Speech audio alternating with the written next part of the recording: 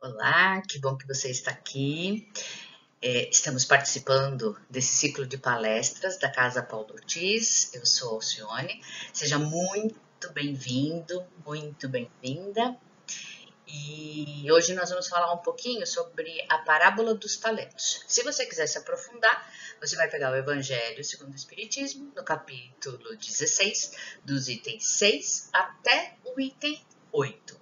E para iniciar a nossa palestra de hoje, eu chamo de conversa, né?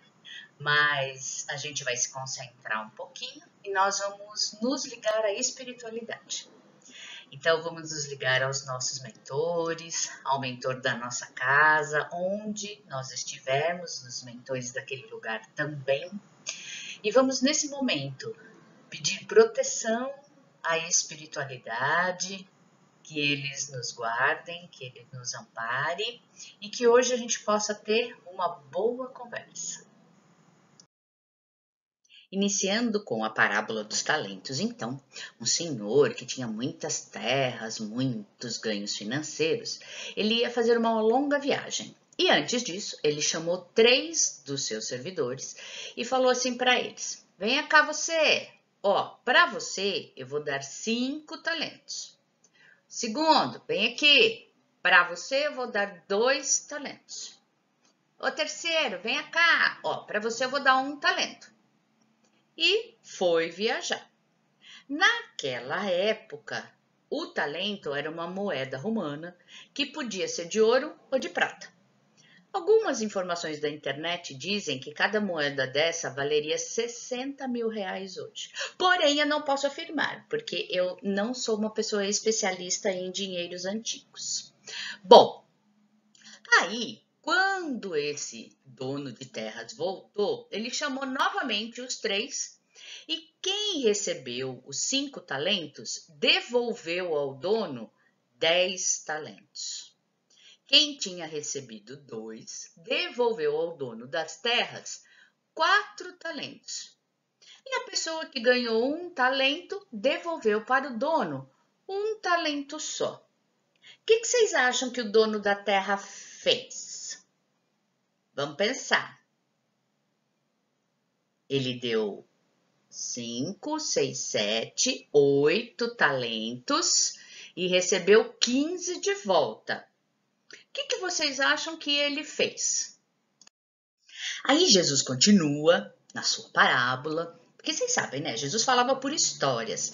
Naquela época a gente não conseguia entender muito bem o que ele explicava. Então ele contava umas historinhas para que a gente pudesse compreender a moral do que ele estava dizendo. Então, com relação aos 2 servidores que trouxeram os 10 e 4 talentos, ou seja, eles trabalharam com os talentos, duplicaram os talentos que eles ganharam, Jesus falou o seguinte: aquele senhor disse: servo bom e fiel. Pois foste fiel em pouca coisa, eu vou te dar muitas outras coisas. Compartilha da minha alegria. Ou seja, eu tô alegrinho porque você fez a sua parte, então vem aqui e compartilha comigo. Em relação ao outro servo que pegou aquele 1 talentinho que ganhou e o enterrou na terra. Enterrou na terra ficou ótimo, né? Enterrou com medo, porque ele sabia que ele era muito severo, que ele era um dono da terra que ia pedir muito dele. Olha o que o Senhor falou: servidor mau e preguiçoso, tirem-lhe o talento e deem ao que tem 10, e que seja lançado nas trevas exteriores, onde haverá prantos e ranger de dentes. Aí a gente fica pensando, né? Nossa, esse senhor era bravo mesmo, né? Ele era um senhor vingativo, porque ele deu dinheiro porque ele quis. Será que ele tinha avisado que era para pegar de volta? Ah, não sei. Aí vocês estão me pedindo muito que naquela época eu não escutei o que Jesus falou, né? Acho. Se eu escutei, eu não lembro. Então aí a gente vai falar que nem a moçada fala hoje. Só que não. Como a gente está falando de parábola, a gente tem que pensar o seguinte: qual é o ensinamento moral que Jesus está trazendo? Por que aquele que enterrou o talento, que não trabalhou com talento, que não fez absolutamente nada, que é que Jesus estava pedindo, que o Senhor estava pedindo dele. E a gente pode pensar assim, o servo sabia que o chefão dele era muito bravo. Então, o que pode ter acontecido? Medo. E quando a gente tem muito medo das coisas, o que acontece? Desespero. E quando a gente vai se desesperando muito, a gente trava. A gente não consegue sair daquele papel. Parece que aquilo dá um nó no nosso cérebro, dá um nó no nosso corpo e a gente não consegue se mexer. Então, o que aconteceu com aquele servo? Ele travou. Travou de medo do Senhor, travou de desespero. E por que o servo, o chefe do servo, fala para ele assim: então você vai ser lançado aonde houver prantos e ranger de dentes.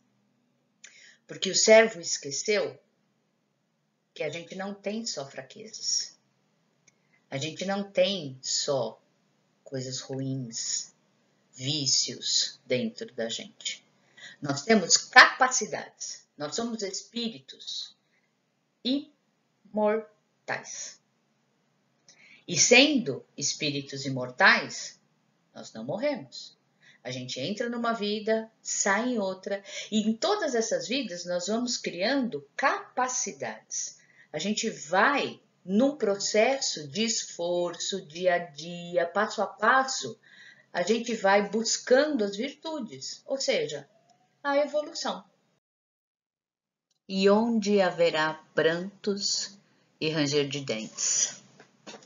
Eu penso que esse momento é quando a gente sai da vida física e entra na vida espiritual. Quando a gente toma consciência do que a gente fez, do que deveria ter feito, do que não fez, é o momento do nosso pranto. É um momento de uma dor tão intensa que a gente range os dentes. Quem nunca passou por isso? Dê graças a Deus. A gente tem que sempre se lembrar de que nesse momento, por exemplo, que estamos passando essa pandemia aí que pegou o planeta de calça curta, que se a gente travar, se a gente deixar o medo ultrapassar todos os limites dentro da nossa mente e do nosso corpo, nós vamos deixar de fazer o que a gente deveria. Ou seja, cuidar da gente, cuidar do nosso próximo, cuidar de todas as pessoas que a gente possa entrar em contato, porque às vezes o cuidado não é físico, às vezes o cuidado é um telefonema, às vezes o cuidado é um vídeo, às vezes o cuidado é mandar uma piada, às vezes o cuidado é ligar e falar assim: ah, e aí, o que você está fazendo de almoço? Conta aí para mim, né? Às vezes é um cuidado tão pequeno, às vezes é ter paciência com quem está ao nosso lado, às vezes é entender quem está ao nosso lado, às vezes é desenvolver a tolerância que nós não tínhamos antes, mas que nessa época a gente precisa desenvolver. Então, é deixar que as nossas virtudes se acrescentem. É permitir que as nossas atitudes sejam melhores do que nós fomos até ontem. E deixar, então, não se comprometer com mais coisas e que a gente não tenha que passar pelo pranto e pelo ranger. Ah, então quer dizer que tanto a riqueza quanto a pobreza é uma prova, né? Tá de brincadeira, né? Não, não tô. E quem fala isso não sou eu. Isso está escrito no Livro dos Espíritos e no Evangelho que a gente está estudando hoje. Então vejam bem, quando a gente vem aqui para o planeta, tanto a riqueza quanto a pobreza, elas apresentam perigos, riscos e vantagens. Ah, como assim? Qual é a vantagem de ser pobre nesse mundo? Conta aí para mim que eu quero saber. Antes disso, nós vamos falar uma cosita. Ninguém reencarna aleatoriamente. Ninguém veio para a Terra para ser. Nós não viemos aqui de bonito, a gente não veio aqui só pelos nossos belos olhos, pelos nossos cabelinhos. Não. A gente veio para ser feliz, sim, no planeta.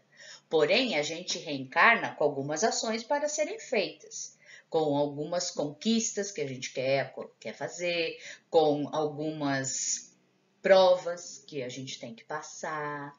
Então, a gente não vem aqui só de bonito. A gente nasce para aprimorar o nosso intelecto e a moral. Intelecto, sim. Juntinho com a moral. As duas coisas têm que ser desenvolvidas, né? Porque nós somos seres únicos. Então, o que a gente precisa consolidar são as nossas virtudes. E o que a gente precisa passar, que a gente conhece como prova ou expiação, é a nossa correção de passado. Foi o que a gente fez errado e que a gente vem aqui melhorar. Então, a riqueza e a pobreza, elas são só instrumentos. Elas nos ajudam a que nesse tipo de assunto, nesse tipo de experiência, nesse tipo de passagem, a gente vai mostrar quem a gente é. Se a gente for rico, ou se a gente for pobre, ou se a gente for mediano, a gente vai mostrar nessa experiência quem realmente nós somos. E aí é que está a grande possibilidade de crescimento e de evolução. Para quem ficou curioso, então vamos ver quais são os riscos e as vantagens de cada uma dessas duas provas. Então, primeiro, o risco da riqueza. Não é possível. É sim. A riqueza, ela nos possibilita que a gente satisfaça todas as nossas vontades. Tudo. Pensa você se não tivesse nada que te impedisse nesse momento de você fazer o que você quisesse. Pensa numa coisa? Essa você pode fazer. Pense em outra coisa. Essa você pode fazer também. Imagina o que você faria ou o que não faria. Então, quando a gente é muito rico, a gente tem a possibilidade de ter um tratamento diferenciado. Você já entrou mal vestido num power de um restaurante? Ou num lugar mega chique, numa boutique, num babado, assim? Quem tem muito dinheiro é tratado diferenciado. Não é verdade? E aí, essa pessoa, com tantos tratamentos diferenciados, todo mundo servil, todo mundo bonzinho com ela, pode se achar melhor do que os outros. Pode propiciar a aumentar o seu orgulho. Pode pensar que, nossa, todo mundo me trata diferente porque eu mereço. Eu sou melhor que as outras pessoas. Então, eu mereço. E isso não nos torna melhores pessoas. Isso não nos ajuda na nossa evolução espiritual. Esse é um risco de queda para o nosso espírito muito grande. Agora, qual é a vantagem de ter dinheiro? Não tem nenhum pecado em ter dinheiro. Não é errado a gente ter dinheiro. Porque ter muita grana, a gente pode ajudar no progresso do mundo. A gente pode proporcionar muitos empregos. A gente pode auxiliar muitas pessoas que precisam. E na surdina, ninguém precisa saber que a gente está auxiliando.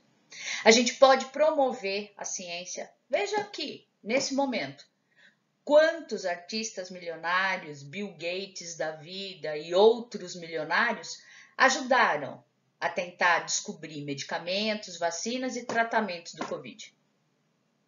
Muitos. Ou poucos, porque muitos a gente não sabe também porque fizeram na surdina sem ninguém saber. Então, o uso consciente do dinheiro, o uso consciente das fortunas pode ajudar pessoas a viverem melhor. E isso pode trazer evolução para o ser humano. Então, o risco é muito grande da gente se perder, do nosso egoísmo, do nosso amor próprio, falar muito e muito alto. Mas também existe a grande possibilidade da gente ajudar muitas e muitas pessoas.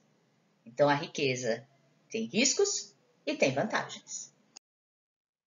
Às vezes, em relação à pobreza, a gente acha que é mais simples, é mais fácil passar pela pobreza. Mas essa vivência também tem vários riscos. O primeiro deles é propiciar uma revolta gigantesca. Uma revolta de que a gente acha que Deus não foi bom com a gente. E que é injusto tudo aquilo que o outro tem, que tem a possibilidade de ter, e eu não tive, e eu não tenho nessa vida. Em compensação, a vantagem de a gente viver um pouco mais na pobreza é que ela ajuda a desenvolver a nossa humildade, a solidariedade, a empatia com quem sofre, que é igual a gente. E também nos ajuda a desenvolver a disciplina, o empenho de melhorar as nossas condições de vida dia a dia, degrau a degrau. Só que a gente está falando de pobreza, a gente não está falando de miséria. A miséria, ela é uma criação social, ela é egoísmo puro. Ninguém deveria passar fome. Ninguém deveria morar nas ruas. Ninguém deveria ter a solidão de ficar embaixo de uma ponte. Então, isso, a miséria, a gente tem que combater fortemente. Ela deve ser erradicada de toda a sociedade, porque a miséria é falta de caridade. A miséria é falta da gente contribuir com os outros, da gente olhar todos os seres humanos como nosso irmão. Então, a miséria tem que ser erradicada e isso tem que estar alerta na nossa consciência. Nós estávamos falando agora há pouco de que a miséria tem que ser erradicada das sociedades, não só da nossa brasileira, onde há muitos e muitos miseráveis. Mas se a gente olhar a riqueza e a pobreza no contexto espiritual, a gente vai ver que erradicar a miséria vai ser um benefício para nós mesmos. Até um pouco de egoísmo. Por quê? Porque a gente pode, em cada encarnação, passar por uma determinada situação de vida. Numa encarnação a gente pode ser rico, numa outra encarnação a gente pode ser muito pobre, numa outra encarnação a gente pode passar da faixa da miséria. E isso vai fazer com que nós tenhamos novas oportunidades de entender o que nos acontece. Então, ser pobre é uma coisa, ser miserável, isso faz parte da gente não deixar acontecer com o nosso próximo. Então, no que a gente puder ajudar, a gente deve ajudar. E aí, essas situações de riqueza e de pobreza é que vão fazer parte da nossa evolução. Então, em cada vida, a gente vai tendo novos valores, novas virtudes. Porque se a gente for muito rico, a gente tem que ter uma persistência. E a gente tem que ter tenacidade para saber o que está fazendo, o que não está fazendo, e resignação, porque eu posso tudo, mas o que me é lícito? O que é bom para mim enquanto espírito? E se eu for muito pobre, resignação sim, mas não deixar de lutar para superar e continuar com dignidade. Isso tudo faz parte da nossa escolha, porque a gente escolhe passar por essas provas. Não fique bravo comigo, foi você que escolheu, sim, senhor. E não é porque a gente escolheu que é para ficar eternamente nessa situação. A gente escolheu com a possibilidade de riqueza para ajudar os outros, ajudar a sociedade, e de pobreza para a gente evoluir, para a gente se melhorar. Não é porque eu nasci pobre que eu tenho que ficar pobre. Ah, eu não ajudo ninguém porque a pessoa escolheu ser pobre, então eu vou deixar ela ser pobre. Eu vou interferir na escolha dela? Ah, me poupa, né? Me poupa. No que a gente puder ajudar os outros, a gente tem que ajudar sim. E isso vai fazer parte, inclusive, do nosso processo também evolutivo, né? Agora senta que lá vem história. Os mais antigos sabem do que eu estou falando. Um discípulo foi procurar o mestre porque ele estava numa indecisão terrível. Ele estava muito angustiado. E aí ele falou para o mestre assim: Mestre, dentro de mim tem 2 cachorros. Não, aí virou 4, né? 2 cachorros que são terríveis e eles vivem brigando dentro de mim. Um é muito mau, muito cruel, e o outro é muito bonzinho. E eu não sei quem vai ganhar essa briga. Aí o mestre, com aquela paciência do mestre, com aquela tolerância do mestre, respondeu para o discípulo: vai ganhar quem você alimentar. Se a gente alimenta o bem que cresce dentro de nós, o bem, a tolerância, a paciência. Se a gente vai dar comida para os nossos talentos negativos, nós vamos nos tornar mais egoístas, mais fechados, com o coração menos aberto para o nosso irmão. Aí é escolha nossa. A quem você anda alimentando? Você já se perguntou isso? Você alimenta o bravo, o mal, até para não se deixar ferir. Ou você se abre para o bem, para o positivo e para novas oportunidades. E hoje, uma palestra para essa quarta-feira maravilhosa. E se você assistiu outro dia também, beleza. Agora nós vamos fazer o passe virtual e nós vamos fazer as vibrações, como se a gente estivesse dentro da casa de Paulo Ortiz. Só que a gente está dentro da nossa casa, ou em qualquer lugar que você esteja nesse momento. Então, nós vamos primeiramente botar uma musiquinha bonitinha para a gente poder se concentrar. E nós vamos nos ligando aos nossos mentores. Vamos nos ligando a esse espírito tão amado que cuida de nós desde o nosso nascimento. O nosso mentor, a nossa mentora. E vamos nos ligando aos mentores da casa de Paulo Ortiz. Vamos pedindo para toda a espiritualidade estar conosco nesse momento. Vamos imaginando que onde estivermos, a equipe médica vai entrando, vai nos rodeando. Vamos sentindo aquelas energias vibrantes descerem sobre nós. Energias calmantes, energias de paz, energias de tranquilidade, energias de saúde. E vamos vendo essa equipe médica nos tratando, nos cuidando, enquanto as equipes de limpeza vão passando por todos os cômodos da nossa casa. Vão limpando e espargindo sobre as nossas águas e sobre nossos alimentos energias saudáveis, energias para aumentar a nossa imunidade, energias para aumentar a nossa alegria, o nosso bom humor.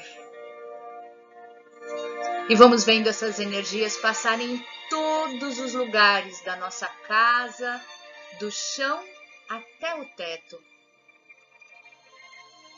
E vamos imaginando essas energias blindando a nossa casa, onde só as energias do bem possam reconhecer e entrar.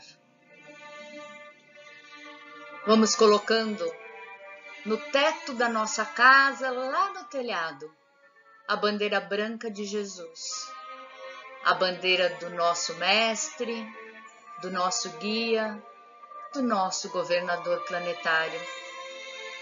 E vamos pedindo ao Mestre Jesus misericórdia pelo nosso planeta. Vamos pedindo às equipes médicas e a Jesus que envolvam todos os médicos, enfermeiros, técnicos, todas as pessoas que trabalham nos hospitais, que nesse momento elas sejam blindadas,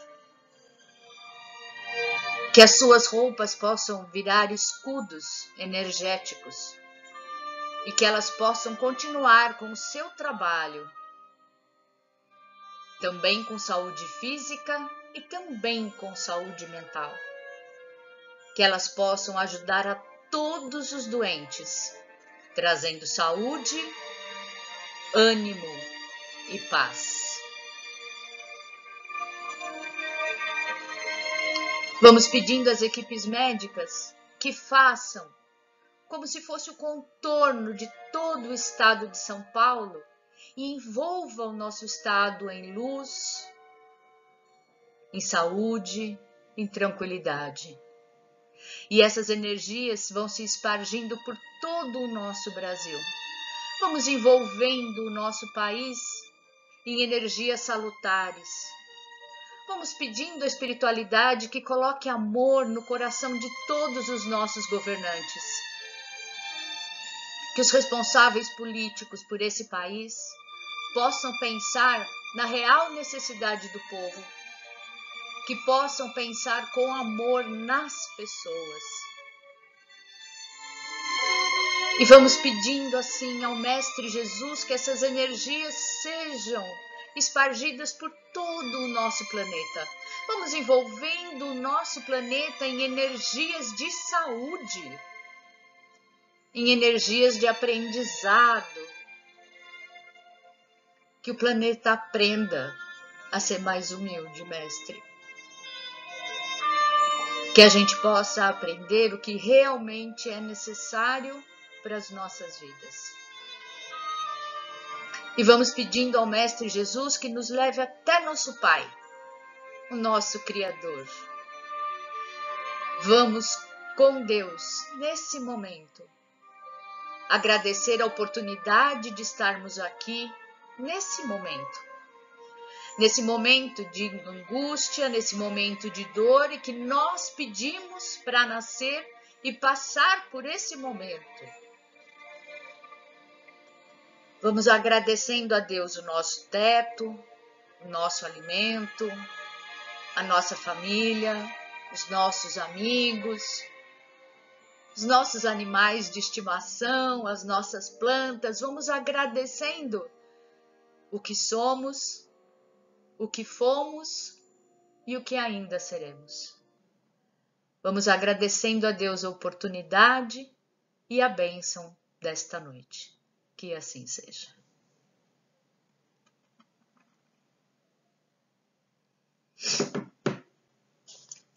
Desculpem a emoção. Que vocês tenham uma excelente noite, uma excelente semana e muito obrigado por me ouvir. Até breve.